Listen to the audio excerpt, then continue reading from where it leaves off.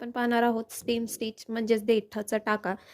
तर ही जी स्टिच आहे steam stitch, तिचा वापर आरी वर्कमध्ये खूप जास्त प्रमाणात केला जातो. तर त्यामुळे तुम्ही ह्या स्टिचचा सराव खूप जास्तीत जास्त करायचा आहे.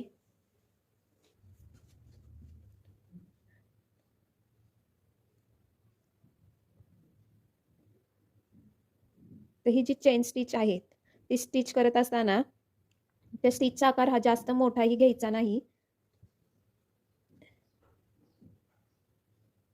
जास्त मोठाही घ्यायचा नाही व जास्त छोटाही घ्यायचा नाही. तर मीडियम साईजमध्ये आपण स्टिच करायचं आहे. तर ही ते पहिली चेन स्टिच स्टिच करून घेतल्यानंतर ना त्याच्या पुढे एक शॉर्ट चेन स्टिच ही स्टिच करून घ्यायची.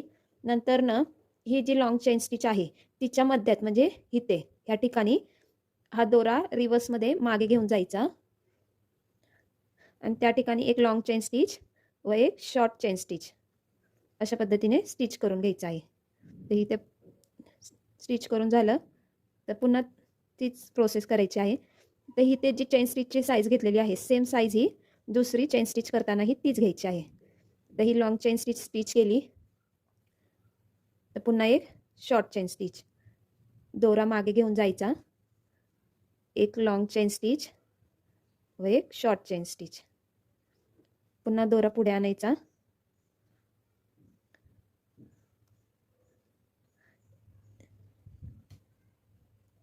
एक लॉंग चेन स्टिच, एक शॉर्ट चेन स्टिच, पुन्हा दोरा हा मागे घ्यायचा,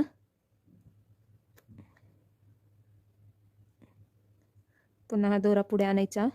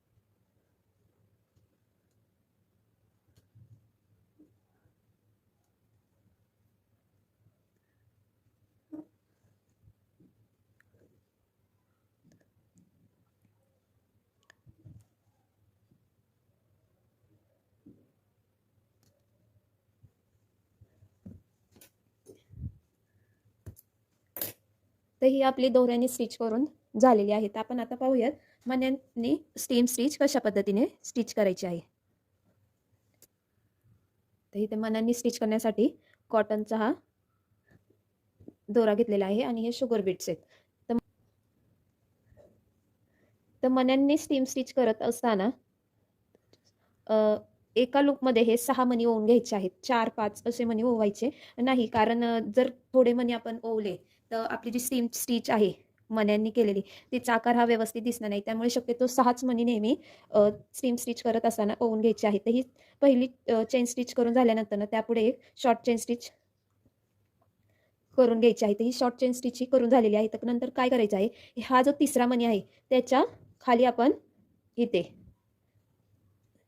एक लॉंग चेन स्टिच व एक शॉर्ट चेन स्टिच अशा पद्धतीने स्टिच करून झाल्यानंतर पुन्हा 6 मणी हे ओवून घ्यायचे आहेत. तर हे 6 मणी ओवून झाले तर बरोबर जे मणी आहेत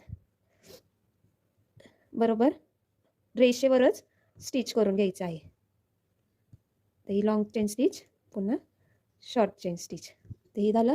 त्यानंतर पुन्हा तिसऱ्या मणीच्या खाली यायचं आणि एक लॉंग चेन स्टिच व एक शॉर्ट चेन स्टिच,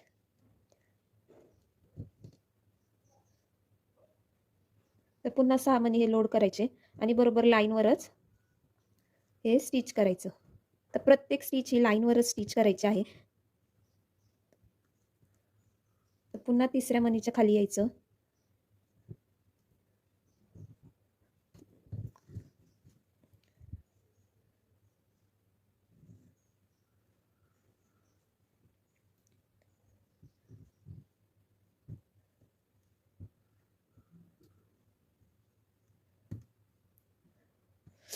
तर इथे मणीच्या खाली स्टिच करत असताना बरोबर लाईनवरच स्टिच करायचं आहे.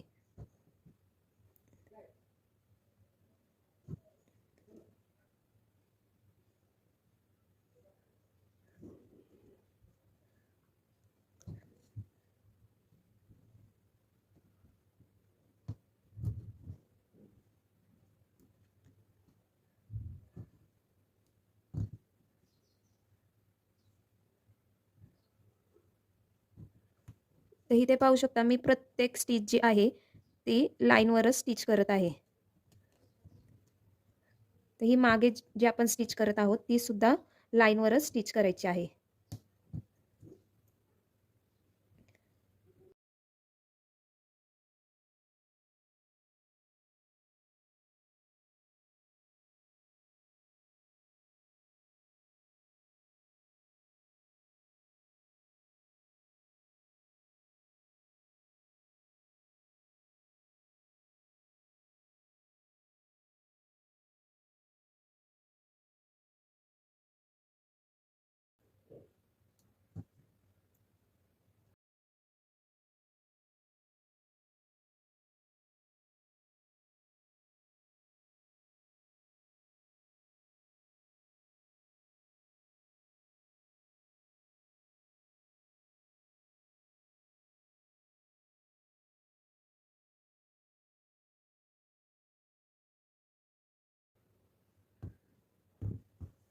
तर इथे पाहू शकता किती छान ही स्टीम स्टिच करून झालेली आहे. तर तुम्ही ह्या स्टिचचा खूप जास्तीत जास्त सराव करायचा आहे. तर ही स्टिच जर तुम्ही गळ्याभोवती किंवा बाहीवरती केली तर आणि कडेने सिंगल मण्यांनी स्टिच केलं तर तुमची डिझाईन जी आहे खूपच उठून दिसेल.